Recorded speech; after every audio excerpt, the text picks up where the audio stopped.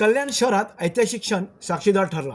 भारतातील पहिल्या महिला डॉक्टर आनंदीबाई गोपाळ जोशी यांच्या स्मारकाचा भव्य भूमिपूजन सोहळा उत्साहात पार पडला। हे भारतातील पहिलं स्मारक असणार आहे।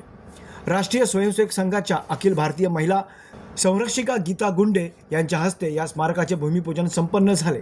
यावेळी विविध मान्यवरांची उपस्थिती होती। या स्मारकासाठी विशेष प्रयत्न करणारे भाजपाचे माजी आमदार तसेच भटके विमुक्त मोर्चाचे नेते नरेंद्र पवार यांच्या सातत्यपूर्ण पाठपुराव्याला अखेर यश मिळाले आहे।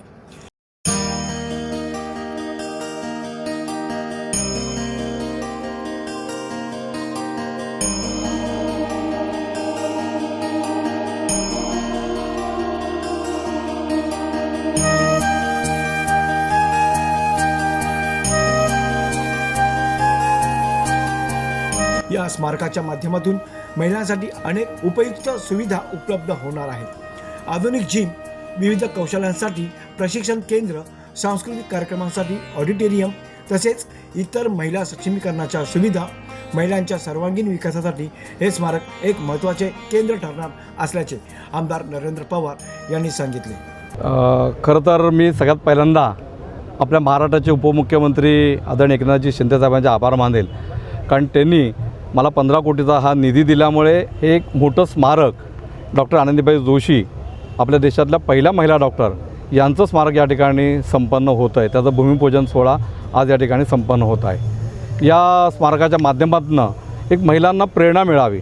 ज्या प्रतिकूल परिस्थितीमधून डॉक्टर आनंदीबाई जोशींनी शिक्षण घेतलं, परदेशामध्ये जाऊन त्या डॉक्टर झाल्या आणि महिलांविषयी त्यांची असलेली एक जागरूकता जी होती तीच प्रेरणा या कल्याणच्या माध्यमातून पूर्ण देशभरामध्ये जावी, अशा प्रकारचं एक प्रेरणास्थान, एक मोठं सेंटर हे या ठिकाणी व्हावं, अशा प्रकारची इच्छा आदरणीय गीताताई गुंडे आणि वनवासी कल्याण आश्रमाचे राष्ट्रीय संघटनमंत्री सदाशिवराव देवधर यांच्या संकल्पनेतली हे प्रोजेक्ट या ठिकाणचं हे आहे आणि त्याच्याकरता निधी आज आदरणीय एकनाथजी शिंदे साहेबांनी मला दिला, तर मनापासून मी त्यांचे या ठिकाणी पहिल्यांदा आभार मानतो। त्याच्यामध्ये प्रामुख्याने यामध्ये डॉक्टर आनंदीबाई जोशी यांच्यावरती माहिती असलेली एक म्युरल्स या ठिकाणी असणार आहेत, की जे म्युरल्स बघून त्यांचा इतिहास कळेल, त्यातनं प्रेरणा मिळेल, अशा प्रकारचं एक मोठं म्युरल्स या ठिकाणी डॉक्टर आनंदीबाई जोशींच्या जीवनावरचं असणार आहे। दुसरं एक ऑडिटोरियम असणार आहे, की ज्या ऑडिटोरियममधून महिलांना प्रोत्साहन मिळेल, महिलांना मोटिवेशन मिळेल, त्यांचं ट्रेनिंग या ठिकाणी केलं जाईल,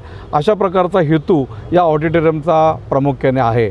शिवाय एक मोठी ओपन जिम या ठिकाणी, ओपन जिम नाही, मोठी जिम जी फक्त महिलांकरता, तरुणींकरता, महिलांकरता ही ओपन इथे जिम असणार आहे, जेणेकरून त्यामधून एक चांगला संदेश की महिलांनी सक्षम व्हावं, स्ट्रॉंग व्हावं आणि येणाऱ्या संकटांना तोंड द्यावं, अशा प्रकारचं एक महिलांचं सक्षमीकरण, महिलांना प्रोत्साहन मिळेल अशा प्रकारचं, महिलांना मोटिवेशन मिळेल अशा प्रकारचं एक मोठं सेंटर हे या ठिकाणी संपन्न होत आहे।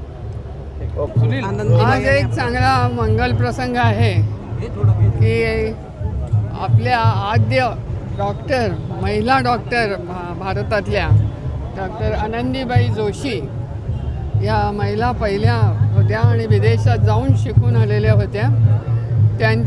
त्या कल्याणच्या राहणाऱ्या आणि त्यामुळे कल्याणमध्ये त्यांचं एक स्मारक होतं आहे, त्याच्या भूमिपूजनातून उद्घाटन करण्याचा आत्ता मी घोषित करते आहे आणि ही संधी मला मिळाली इथे येण्याची, याबद्दलही धन्यवाद। एक आहे की त्या काळी 100 वर्षापूर्वी जवळजवळ एखाद्या महिलेने आकांक्षा बाळगणं, शिकणं, तिला तिच्या घरच्यांचा सहयोग मिळणं आणि विदेशामध्ये शिकायला जाणं ही खूप मोठी गोष्ट आहे। सर्व महिलांच्याच दृष्टीने नाही तर समाजाच्या दृष्टीने आहे की एखादी व्यक्ती ठरवेल तर काय करू शकते, हे जर त्या काळात आहे तर आजही अनेकांना ते प्रेरणास्थान आहे। दुसरी गोष्ट, त्यांना जी प्रेरणा झाली ती मुख्यत्वे करून त्यांनी महिलांच्या आरोग्याची जी काळजी झाली स्थिती होती त्या काळी, अतिशय वाईट अशी स्थिती होती आणि बाळंतपणात मृत्यू हे प्रचंड प्रमाणात होत असे, बालमृत्यू प्रमाणात होत असे आणि ही सगळी परिस्थिती त्यांनी अनुभवलेली असल्यामुळे त्यांना असं वाटायचं की महिलांना योग्य ते आरोग्य मिळालं पाहिजे आणि पुरुष डॉक्टरकडे जायला त्या काळी शक्यच नव्हतं, म्हणजे घरातलेही नेणार नाही आणि त्याही जाणार नाहीत। अशा असल्यामुळे महिला डॉक्टर जर झाली तर अशा महिलांना एक चांगलं जीवन मिळेल, चांगलं आरोग्य मिळेल, ह्या दृष्टीने त्यांनी जे शिकण्याचा ध्यास धरला होता, तो सर्व ध्यास धरणं एखाद्या गोष्टीकरता हा एक आपल्यासमोर आदर्श आहे.